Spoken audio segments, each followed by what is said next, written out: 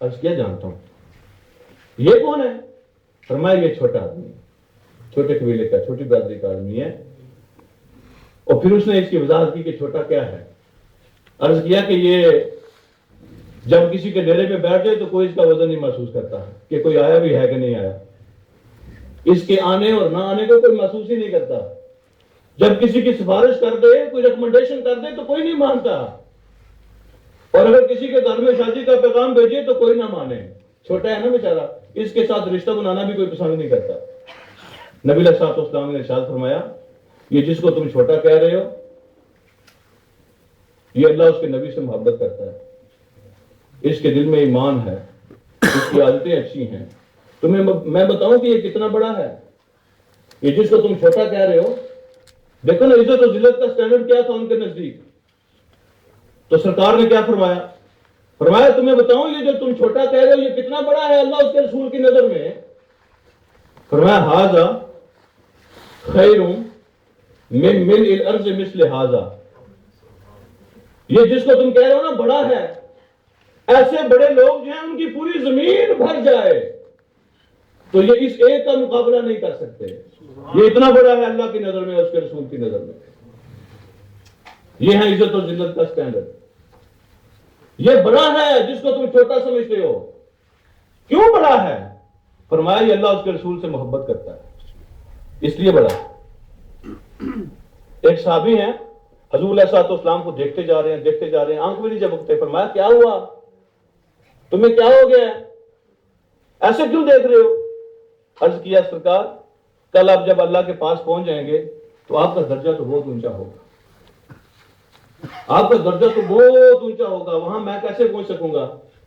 تو میں آج آپ کو دیکھ کر اپنی آنکھوں کو دل کو ٹھنڈا کر رہا ہوں کہ کل پتہ نہیں جنت میں آپ سے ملاقات ہوگی نہیں ہوگی. آپ کا درجہ تو بہت اونچا ہوگا. حضور علیہ الصلوۃ والسلام نے ارشاد فرمایا المرء مع من احب. جس کے ساتھ محبت ہوگی اللہ اسی کے ساتھ اس کو رکھیں گے. درجہ تو ڈفرنٹ ہوگا جنت کے اندر.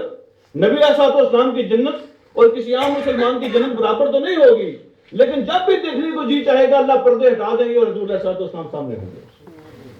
ساتھ ہی محسوس کرے گا اپنے آپ کو. یہ جو وی آئی پی ڈبہ ہوتا ہے ریل کے اندر، اس کے ساتھ ایک سرونٹ کمپارٹمنٹ بھی ہوتا ہے.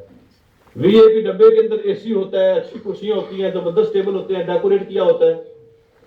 گرمی ہو تو سردی ہو تو گرمی، اس کے اندر سارا انتظام ہوتا ہے. لیکن اس کے ساتھ جو ہے نا سرونٹ کمپارٹمنٹ، اس کی سیٹیں نہیں ہوتی، بینچ سے لگے ہوتے ہیں لکڑی کے. اور وہاں گرمی سردی کا بھی انتظام نہیں ہوتا. وہاں دھواں ہوتا ہے، سمیل ہوتی ہے، وہ خدمت معمور ہوتے ہیں لوگ. لیکن جہاں جہاں وہ وی آئی پی ڈبہ جاتا ہے نا وہ سرونٹ کمپارٹمنٹ بھی ساتھ ہی جاتا ہے. ہوتا ساتھ ہی ہے، فرق تو ہوتا ہے نا لیکن ہوتا ساتھ ہی ہے. لیکن شرط یہ ہے کہ ہم اس ڈبے کے ساتھ کنیکٹ ہو جائیں. سرونٹ بن کے دکھائیں تو وہ ساتھ ہی ہوں گے. فرق تو ہوگا نا، انوائرمنٹ کا فرق ہوگا، وہاں پہ ماحول کا فرق ہوگا. سرکار کی جنت تو بہت اعلیٰ ہوگی لیکن ہم سرونٹ کمپارٹمنٹ میں بھی ہوں تو ساتھ تو ہونا چاہیے نا اس کے لیے بھی. ایک ساتھی نے سوال کیا اللہ کے رسول صلی اللہ علیہ وسلم مجھے بتائیے قیامت کب آنی ہے؟ فرمایا اس کو چھوڑو کب بھی ہے، جب بھی آ جائے. یہ بتاؤ ما عددت لہا، تم نے اس کی تیاری کیا کی ہوئی ہے؟ عرض کیا سرکار نہ تو میری کوئی زیادہ نمازیں ہیں، نہ کوئی زیادہ روزے اور صدقات ہیں، کوئی میرے پاس اتنی عبادات نہیں ہے، لیکن ایک چیز ہے میرے پاس، مجھے اللہ اس کے رسول سے سب سے زیادہ محبت ہے. سارے رشتوں سے، ساری دنیا سے زیادہ مجھے اللہ اس کے نبی کے ساتھ محبت ہے.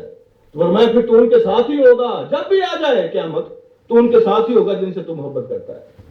اگر آج میری اور آپ کی محبت دنیا کے ساتھ ہے تو دنیا کے ساتھ ہی ہوں گے. دنیا کی دولت کے ساتھ محبت ہے تو دنیا کی دولت کے ساتھ ہی انجام اور اینڈ ہوگا. جن کو میں اپنا رول ماڈل سمجھتا ہوں، جن کی میں کاپی کرنے کی کوشش کرتا ہوں، ان کی طرح میں اپنے بال بناتا ہوں، ان کی طرح میں اپنے چہرے بناتا ہوں، ان کی طرح کے میں لباس پہنتا ہوں، میرا بیٹھنا اٹھنا جن کی طرح ہوتا ہے، میری راتیں اور دن جن کی طرح کے ہوتے ہیں، میرا انجام بھی انہی کے ساتھ ہوگا. اگر مجھے آقا علیہ الصلوۃ والسلام سے محبت ہے اور آپ کی چیزوں سے، آپ کی عادتوں سے، آپ کی باتوں سے مجھے محبت ہے، آپ کے سٹائل کو اختیار کرنے کی کوشش کرتا ہوں، آپ کی عادتوں کو اختیار کرنے کی کوشش کرتا ہوں، کمی بیشی پھر بھی رہ جاتی ہے تو میرا انجام الحمدللہ حضور علیہ السلام کے ساتھ ہی ہوگا. تو میں یہ عرض کر رہا تھا کہ عزت اور ذلت کو لیبل لگا کے چینج نہ کیا جائے. جس کو آپ نے عزت فرمایا ہے میں اور آپ ثابت کر دیں کہ ہاں یہی عزت ہے, اور جس کو آپ نے ذلت فرمایا ہے میں اور آپ ثابت کر دیں کہ ہاں یہی ذلت ہے. آپ نے وہ لطیفہ سنا ہے ملا نصیر الدین کا؟ کہتے ہیں ایک رات گلی کے اندر ملا نصیر الدین بیٹھے ہوئے تھے. یہ نام تو آپ نے سنا ہوا ہے. تو ایسے ہاتھ مار رہے تھے تو کوئی نوجوان وہاں سے گزرا تو پوچھا حضرت کیا کر رہے ہیں؟ تو کہا یہاں سوئی گر گئی تھی تو میں اس کو تلاش کر رہا تھا. سوئی سے اس کو تلاش کر رہا تھا. وہ بھی بیٹھ گیا, بزرگ آدمی ہے ساتھ ہیلپ کرنی چاہیے. تو جب آدھا پون گھنٹہ گزرا تو وہ نہ ملی تو پریشان ہوا. کہا حضرت یہ بتائیے کہ گری کہاں تھی؟ تو کہنے لگے گری تو تھی سین کے اندر, گھر کے اندر گری تھی. تو کہا تو جب گھر کے اندر گری تھی تو یہاں کیوں تلاش کر رہے ہیں؟ گھر کے اندر تلاش کرنی چاہیے. تو فرمانے لگے کہ وہاں اندھیرا تھا تو یہاں بلب جل رہا تھا, میں نے کہا یہاں تلاش کر لیتے. تو آپ کا کیا خیال ہے؟ 2-4 اور بھی بندے وہاں لگ گئے, ساری رات بھی ڈھونڈتے رہے تو وہاں ان کو سوئی مل جائے گی؟ جہاں چیز ہے نہیں ہے وہاں کیسے ملتی ہے؟ ساری دنیا پہ لگ جائے تو گلی سے سوئی نہیں ملے گی, اس لیے کہ وہ گلی تو ہے سین میں, اور ویڑے سے جا کے ڈھونڈنے کے لمبے گی نا, سوئی ویڑے پہ ہی ہے تو ڈھونڈے گلی وچ نے. اسی طرح بالکل جس جگہ پہ عزت ہے نہیں وہاں ساری زندگی ڈھونڈتے رہیں گے تو نہیں ملے گی. جس جگہ عزت ہے وہاں ہاتھ پاؤں مارنے کی کوشش کریں گے تو مل جائے گی. جہاں عزت ہے نہیں وہاں نہیں ملے. تو مت تلاش کیجئے عزت ان چیزوں کے اندر جن کے اندر اللہ نے رکھی نہیں ہے. عزت آقا علیہ السلام کی غلامی میں ہے, اللہ اس کے رسول کو فالو کرنے میں ہے, آپ کی بات ماننے میں عزت ہے.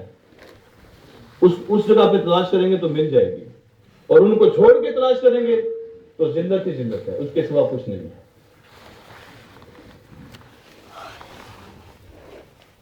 چوتھی اور آخری بات جو میں نے آپ سے عرض کرنی ہے وہ یہ ہے